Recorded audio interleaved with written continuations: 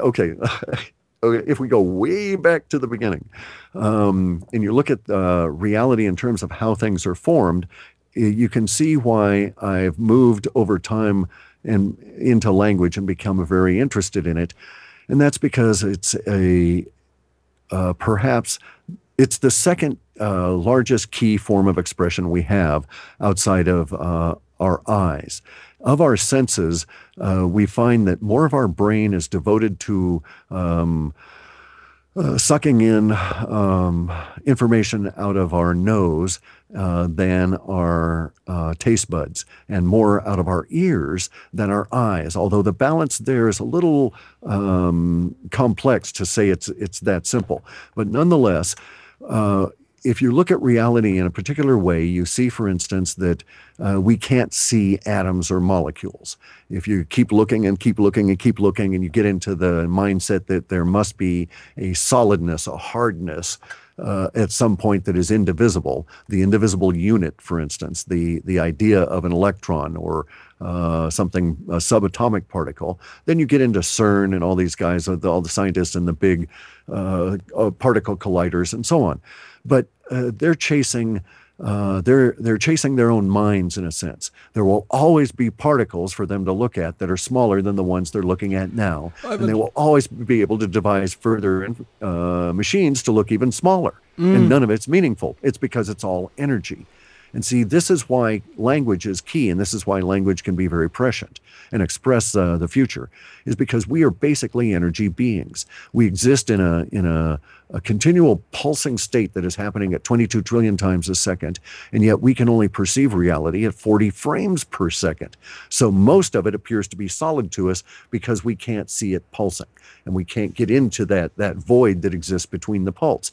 But if I'm correct in terms of how we want to think about this, which I believe I am on this, then if we start examining everything as being energy and all expressions in reality that meet our consciousness as being basically being energy being interpreted by these subsystems, which are our senses, then your mind and my mind are communicating by the vibratory alteration and modulation, frequency and amplitude of vibrations in order to send messages back and forth to each other's mind. And yet they say telepathy doesn't exist. Well, see, this is the great failure of modern medicine, is they think the human body is basically born and derived, and all its processes are run by chemical reactions, and it's not true. We're electrical. There's a whole lot of other things going on. Yeah, but that also gets back to that control issue. You've hit on another key thing. In the 1920s in the United States, there were 5 forms of medicine that were actively being pursued.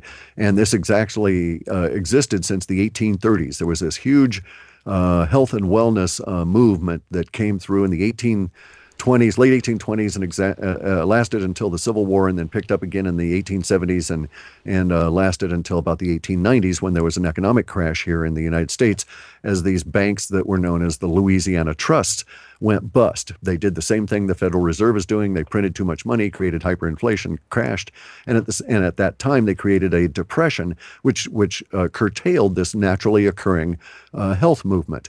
Out of the 1800s grew these 5 forms of medicine, codified forms of medicine. And these included allopathy, naturopathy, homeopathy, osteopathy, and what they called psychic studies. All of those were thriving forms of medicine throughout the United States and North America and most of the world. And then in the 1920s, this fellow came along at a convenient time by the name of Shlomo. And Shlomo was a cocaine addict and a morphine addict and a tobacco addict. He smoked cigars as many as 30 a day. Quite ironic, because those are stimulants, so he wouldn't have been going in Shlomo, would he? No, he certainly would not. And we know this guy by the name of Freud. Okay, his real name is Sigismund Shlomo Freud, but we know him as Sigmund Freud.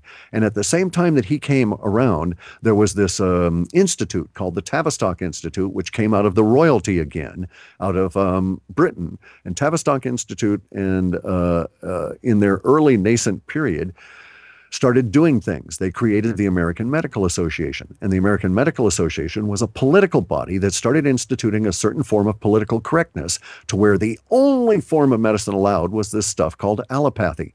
And allopathy denies at its core that your body has any ability to heal itself. It denies, for instance, I've actually talked to allopathic surgeons online on shows where they call in, and an allopathic surgeon to me, a bone surgeon, says, "Oh, you're wrong, you're wrong. The molecules in bones never, ever, ever change." And I said, "Dude, then how do you grow?" Well, Cliff, you hold that right there. We'll come back and we'll talk about the allopathic medicine. I want to mention the Flexner report, and I also have a joke about the Large Hadron Collider, and it's going to be fun. It really is. Hour number 2 coming up in just a few moments, ladies and gentlemen. Don't you go anywhere. And welcome.